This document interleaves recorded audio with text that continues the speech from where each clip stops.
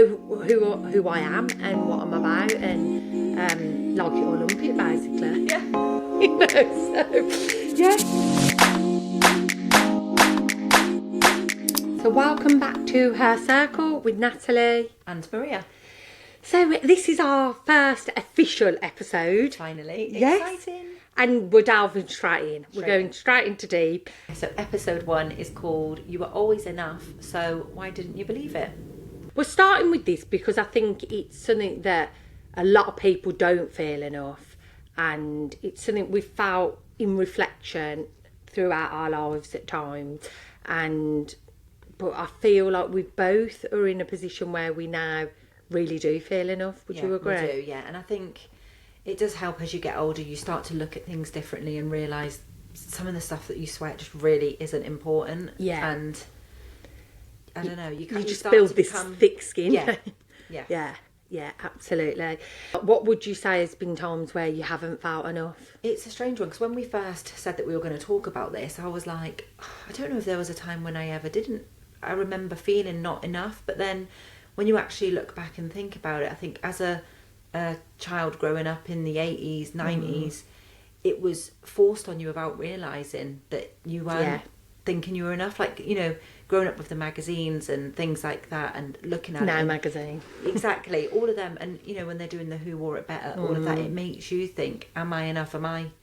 Oh, yeah, we definitely grew up in a society where, although I still think loads of work needs to be done, I think it's still a million times better than when we was young, wasn't 100%, it? yeah. Thin was best. Yeah. You know, and that could be someone really deeply unhealthy. But you would still be put on that pedestal for being the thinnest, really. Oh God, yeah. For me personally, it's always been around my weight. So I feel like when I look back at my life, like I've always been confident with myself of who I am as a person and what I bring to the table in that way. But any time I've not felt enough has been linked with when my weight. So when I was younger, being tall, I think that I always felt bigger from that. And I think that obviously I've always struggled with my weight. So even when I was much slimmer than I am now, it would still, like you say. Yeah, that's it. Growing up. I struggled with my weight, but even at a time when I think, God, I wish I looked like that now. And I think that is, again, put down to the fact that, am I enough? Yeah.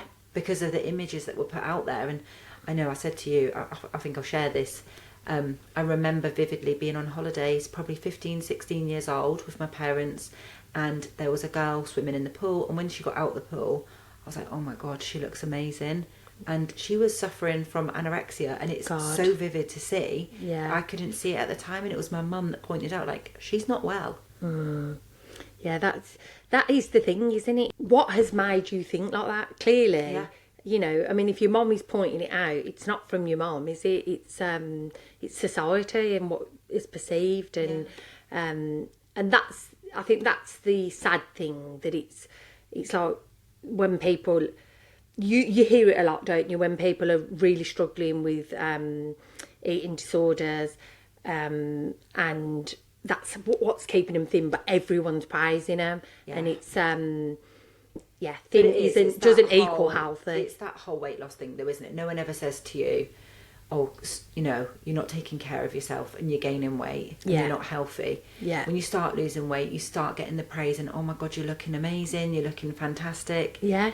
And it's that feeling, isn't it? And it's I don't know, it is just wrong still how people are. Yeah. And I think that then just all links with, well, if they're saying that when I'm bigger, I'm not enough. Yeah.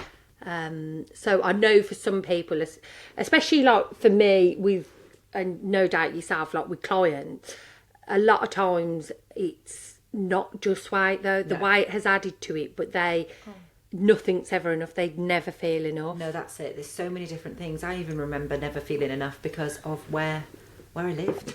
And how, like, my accent, hated it, hate. I still hate it sometimes, and I'll try and disguise it. And especially, you know, living in Corby and then working in Kettering for, you know, probably the first 20 years of my working life, it used to really put up a barrier because people would instantly recognise it and they'd judge you straight away. Oh, really? They'd be like, oh, you're Yeah. from Corby. Yeah. And I hated it.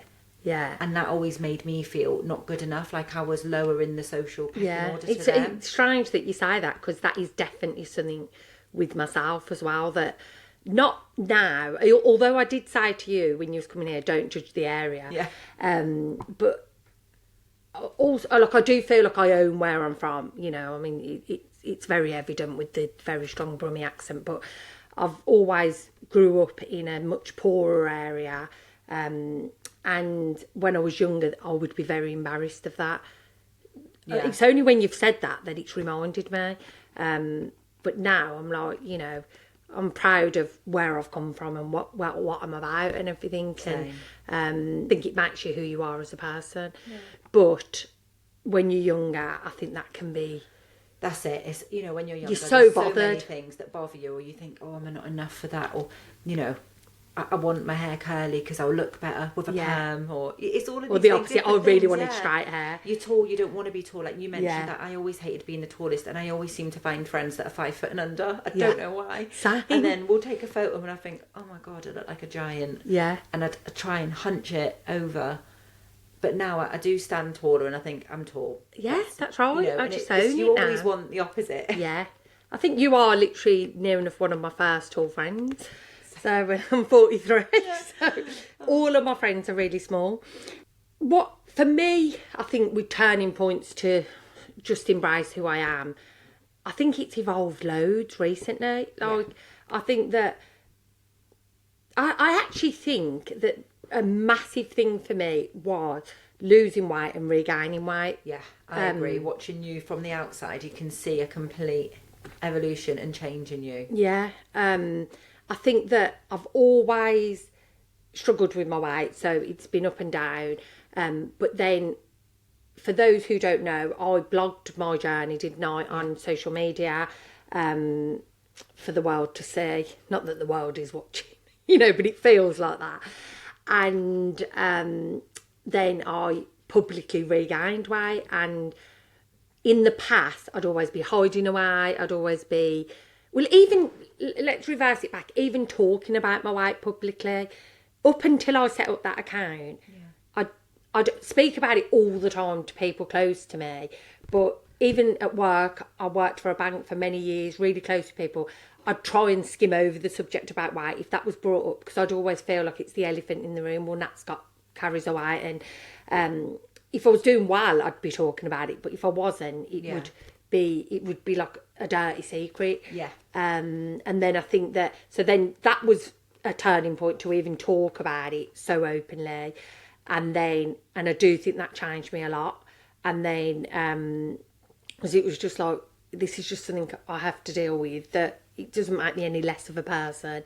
And then the regain of weight, I just decided to, a lot of people, you will notice, they come off social media, you don't see them. Yeah. Or if they're not on social media, they're hiding away, they don't go out, they don't want to see people. So they're like, you know, the amount of conversations I've had with people that are like, it really, really affects their mental health. Yeah, that it does. They almost feel embarrassed. Like, not you shouldn't. And Yeah. you know you shouldn't, but people do, don't they? Yeah, and you know, it's a horrible shame that you carry. And I think me just speaking publicly about that has been the turning point in my life. Absolutely. And as well, for a lot of people to see that, it, you know, it helps people, it empowers other people to realise that it is normal. Yeah. And life does happen. And You're not alone. you're not alone. And it's okay. Yeah. It's what you do next that counts. And I think that's Exactly. a strong message that we both give to our clients. But you've definitely gone out there and demonstrated that to people and been brave and put yourself out there and said, look, this is what's happened and this is what I'm going to do. Yeah. And I think that is massively helped me control my weight. Yeah. And not be obsessed with it. Like, you know, it's like the industry we're in as well, with being weight loss consultants, you know, you will have a lot of consultants that are struggling with the weight, because that's what ties us all together. It doesn't disappear, but they won't come to events, or they're hiding in photos.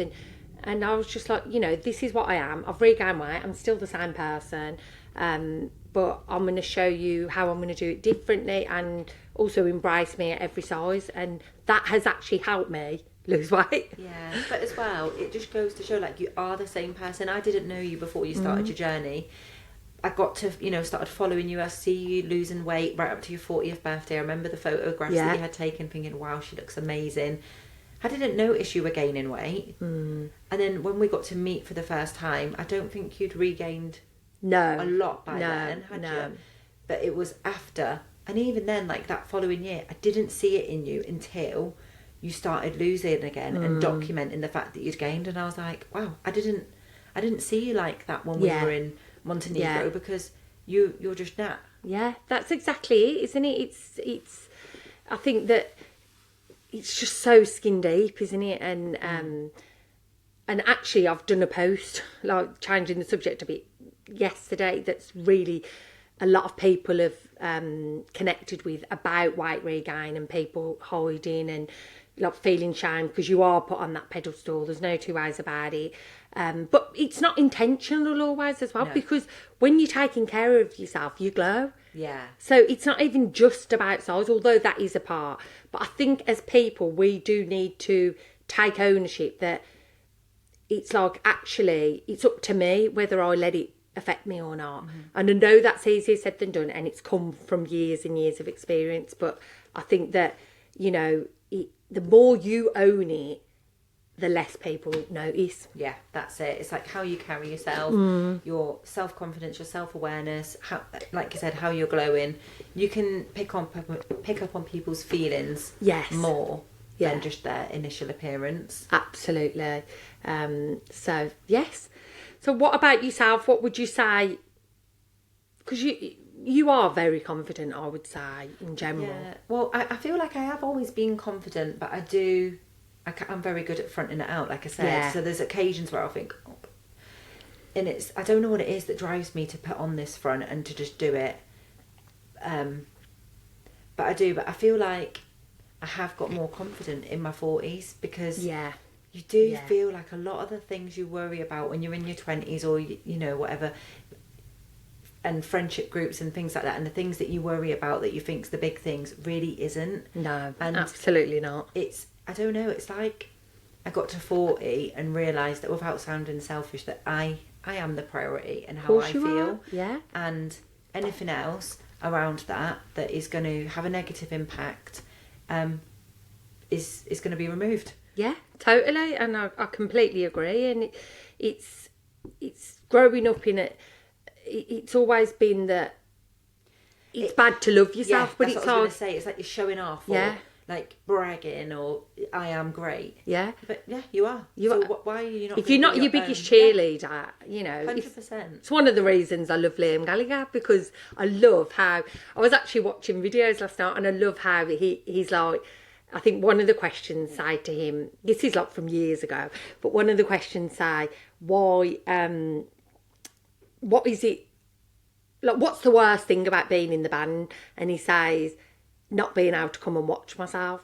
And I'm like, I love that, because and that's like probably 20 odd years ago, but people always are like, oh, he's arrogant. No, he knows that he's good. Very self-assured. And I just think at the end of the day, it's such a great quality to have. And the more I say it to my children all the time, the more you can do that, the happier life you're going to lead. Absolutely.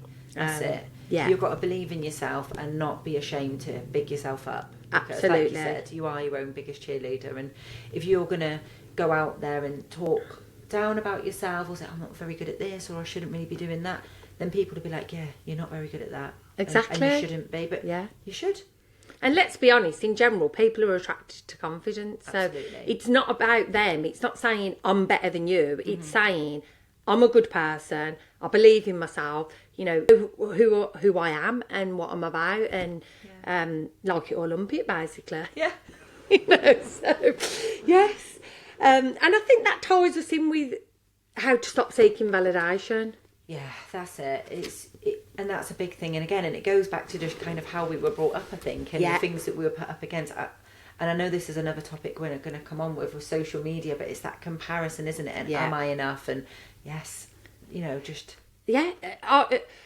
What we've got to remember as well is this is probably getting very deep, but there is no one else but you. Like, you are no, there isn't another you. So, you know, and challenge the thoughts that this is better. Like I always think, like, where did it come from that, this is completely off topic really, but where did it come from that, like, bigger lips are more beautiful? Yeah. Where did it come from that people, you know, have to look a certain way? Look, I love people with quirks, and you know, it's what makes them, and I think it's because that's what you believe, because you've been told that, and then, you know, that's it. It's true though, isn't it? It's like you need to look a certain way, dress a certain way. If you're dressing like in a different trend, like, I don't know, like when we were younger, if you're dressed emo, it's like you're a bit weird. Yeah. Why? Like if you like wearing that, if it makes you feel good, wear it. Yeah.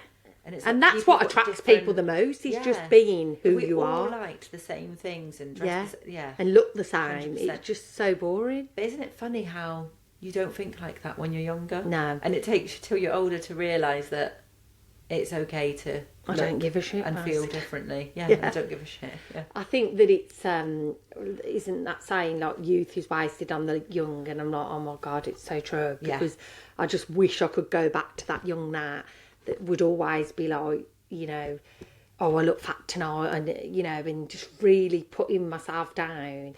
And I think, just like, get a grip. Yeah, it's true. You're sad individual, like actual sad, like what is sad. And it's the pressure you put on yourself of what other people think. Yeah. Like, especially, like, obviously we both do our own, like, social media, like, put ourselves out there every day, and I feel like it comes so naturally now. Yeah. And literally what you see is what you get with both of us. Absolutely. There's no airs and graces, there's no filtered or perfection. You know, we'll be on there looking in all sorts of states, in pyjamas, whatever. Speak for yourself. Whereas, when you're joking.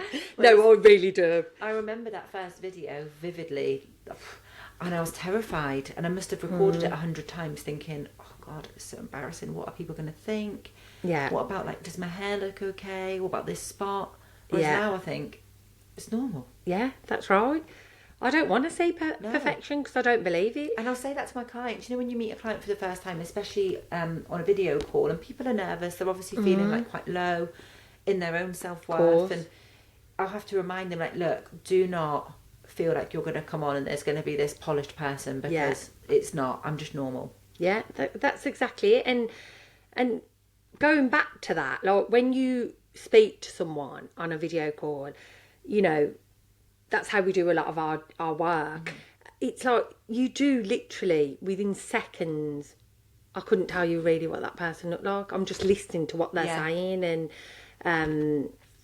it's like, it just shows it is literally so irrelevant, really. It is so irrelevant. But I suppose with this whole subject, it's also looking at how people don't feel enough with personality and everything like that. But just be true to yourself, and I think you can't go wrong. Like, you know, we all attract different people. Like, I'm not going to be everyone's cup of tea all the time. You know, I could be too much, I could be too loud, you know. But I'm a little bit of everything, a bit quiet at times, a bit like, you know, and that is who I am. Yeah. You know, if I enjoy just sitting in here with a cup of tea and people find it boring, tough. Yeah, you know, it's it. Don't compare to anyone else. Yeah, that's great advice. Yes. What we want you to take away from this is be yourself. Yeah. Embrace who you are. Don't compare to anyone else. That's it. Just stop thinking about what other people think, because it is so irrelevant. Really is. And put yourself first. There's that happiness. What is our top tip for our listeners? I think the top tip, and what we'd like you to take away from today, is journaling. Start journaling, and as airy-fairy as that might sound, because believe me, I thought, what a load of nonsense. Like, and it really isn't. It really isn't. You're right. Yeah. It's something I started doing, and you'll probably tell me off, because I started it, I got to about 4 months, and then I stopped. And I've got the book there ready to go, and I need to do it again. Yes. And it was as simple as writing down 3 things every day that I was grateful for, or that I'd done that was kind to myself. Absolutely. And it's even on days like a Monday and Tuesday where you're thinking, I've not bloody done anything. I've took the kids to school, I've come home, I've sat on my arse, I've had a bit of a clean up. Yeah. And now I've put the dinner on. But what, you know, it will make you dig a bit deeper and really think about, what were you grateful for today? What did you do that was good, or how are you feeling? And also, me adding to that, I don't want to push this on to people, but we probably will talk about this in future. I am training as a meditation teacher, aren't I? And one thing that is very apparent is when you look at gratitude, you think, oh, like you said, I was exactly the same. That it's all just airy-fairy. What it is as well is it is all to do with your brain, like that reprogramming of your brain. So we live in a world now where we're on constant alert, and it's not trying to put false positivity on it. So yes, you might have, for example, loads going on, you know, in your life. Say something's wrong with someone in your family, touch wood not, but you know, we're not saying that isn't happening and you don't have stress and you have, you know, all these things. But by just giving yourself that little few things that you're grateful for and that you are proud of yourself with, it's calming you down to say, actually, there's a bit of both here. There's stress, but there's also good things in my life. That's it. And that is, it really does play with the chemicals in your brain. Good. So yes, we really encourage that. Yeah, definitely try it. Have an open mind. Give it a go. What's the worst that can happen? Exactly. And also, it's not about looks. Don't do it about looks. Do it about things that you love about yourself. Yeah. To start off with, even just one thing a day, and it might feel difficult. I know that these are things that we are sharing with you that we have really worked on. Practice behaviours. Exactly that. And it's like I said, I thought it was airy-fairy at first, but the more you start doing something, the more you realise how much it does make a difference. Yes, definitely. So, yeah. So yes, that is the end of our first episode. Yay. Yeah. I enjoyed that. Me too. I hope you did too. Yes, please let us know in the comments. Please subscribe to us. Please share us. And yes, let us know any thoughts, feedback. And we're going to give a sneak peek onto the next episode. Shall we? Yeah, go for it. You do it. Yes, so the next episode is going to be about social media. Yeah. So growing up without it, growing up with it for some people, and life before and after social media. Yeah. So tune in. See you soon. Bye.